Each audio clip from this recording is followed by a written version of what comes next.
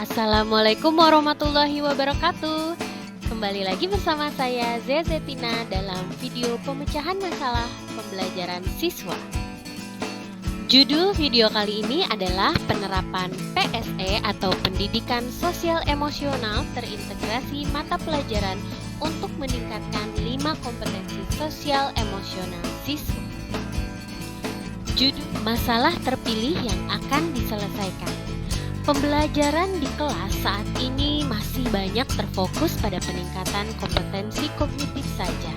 Tetapi terkadang guru melupakan kompetensi sikap yang sejatinya merupakan tujuan dan nafas utama dari pendidikan sebagai penuntun kodrat siswa. Berbagai fenomena sosial yang berkembang di lingkungan sekolah dapat kita saksikan setiap saat dan menjadi persoalan yang signifikan menghambat pembangunan karakter positif bangsa kita. Fenomena tersebut seperti tingginya tingkat pelanggaran tata tertib, masalah etika, sopan santun, ketidakjujuran pelajar, berkurangnya rasa hormat terhadap orang tua dan guru, serta masih banyak lagi tindakan lainnya. Juga sangat terlihat kurangnya toleransi antara sesama siswa. Padahal kurikulum sekarang mengajurkan kita untuk mengasah potensi dan juga karakter baik pada siswa. Sehingga kita bisa melihat seolah-olah saat ini kita sedang berada dalam krisis sosial dan emosional yang dapat dilihat dari penurunan etika para siswa. Berdasarkan uraian permasalahan yang ditemukan di sekolah, maka dapat disimpulkan akar masalahnya. Bagaimana meningkatkan kesadaran sosial dan emosional siswa di tingkat sekolah? Hal terbaik untuk dilakukan adalah mulai melakukan hal baik. Akhirnya saya menemukan sebuah solusi, yaitu menerapkan pembelajaran sosial emosional terintegrasi mata pelajaran untuk meningkatkan 5 kompetensi sosial emosional pada diri siswa. Berikut merupakan eksplorasi dari beberapa rujukan yang saya dapatkan tentang pembelajaran sosial emosional dan mengapa PSE ini penting untuk dikembangkan kompetensinya. Berikut merupakan eksplorasi dari beberapa rujukan yang saya dapatkan tentang pembelajaran sosial emosional dan mengapa PSE ini penting untuk dikembangkan kompetensinya.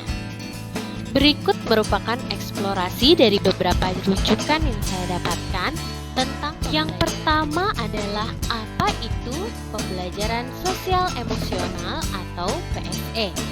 Ini merupakan suatu pembelajaran yang sejalan dengan peran guru sebagai penuntun kodrat siswa, di mana siswa dibimbing untuk memahami, menghayati emosi dirinya, serta membangun relasi pribadi dengan lingkungan sekitar dan orang lain. Sehingga akhirnya siswa diharapkan dapat menghasilkan keputusan-keputusan yang bertanggung jawab sepanjang hidupnya untuk mencapai kebahagiaan yang sebenarnya. Dalam HDS tahun 2011 dijelaskan bahwa pembelajaran sosial emosional dapat dijadikan sebagai awal dan dasar penanaman pendidikan karakter pada siswa. Ada 4 kompetensi kunci pengembangan dalam aspek sosial emosional anak. Yang pertama adalah self-awareness, yaitu kesadaran diri. Yang kedua adalah self-management atau kontrol diri. Lalu social awareness, responsible decision making, dan relationship management seperti yang telah saya singgung sebelumnya. Praktik penerapan PSE yang telah saya lakukan di sekolah adalah melakukan praktik PSE pada tahap pembelajaran melalui beberapa bentuk kegiatan di kelas.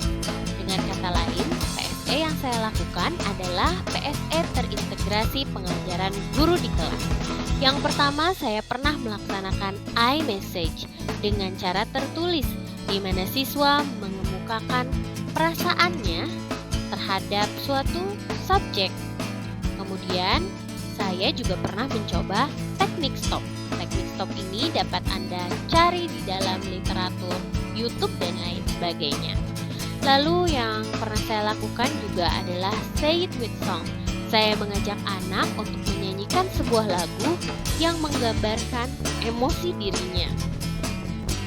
Dan teknik 5 menit bercerita memetik nilai. Ini adalah sebuah kegiatan yang paling disukai para siswa dan pada akhirnya mereka bisa mengambil sebuah nilai yang bermakna dari cerita. Ini dilaksanakan di 4 kelas pada jenjang yang sama, yaitu di kelas 10.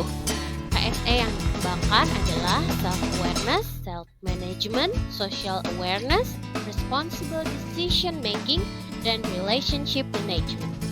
Diskusi juga dengan guru lain yang melakukan PSE, sehingga kami bisa saling berbagi dan memberi masukan untuk melaksanakan PSE yang optimal.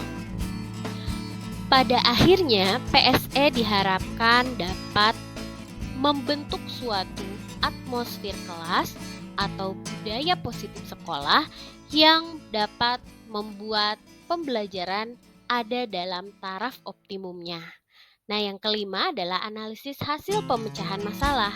Analisis ini saya ambil dari data kuesioner dari 32 siswa, di mana siswa diberikan wawancara secara online dan responnya akan kami analisis sekarang. Berdasarkan jawaban siswa, 100% responden menyatakan bahwa mereka pernah merasakan atau mengalami pembelajaran sosial emosional, seperti kegiatan untuk memfokuskan diri, kemudian mengatur napas sebelum pembelajaran, berdoa, ice breaking, dan teknik bercerita. 100% siswa menjawab bahwa pembelajaran emosional ini telah memberikan manfaat positif bagi pribadi mereka. Berdasarkan hasil wawancara, ternyata ada teknik PSE atau bentuk PSE yang difavoritkan siswa dan yang kurang diminati loh. Nah, hasilnya seperti yang tersaji di dalam pie chart berikut ini. Kesimpulannya, hasil penerapan PSE memberikan dampak 81% siswa merasakan semangat setelah melakukan PSE di awal atau di bagian pra pembelajaran. Sisanya merasa kesal, tidak peduli, bahkan sedih. Semoga hasil penerapan dan pembahasan tentang PSE ini bisa dijadikan sebagai sumber rujukan untuk melaksanakan budaya positif di sekolah Anda juga. Terima kasih telah menyaksikan video ini. Semoga isinya bermanfaat dan silahkan berikan komentar di kolom komentar. Terima kasih, sampai jumpa. Wassalamualaikum warahmatullahi wabarakatuh.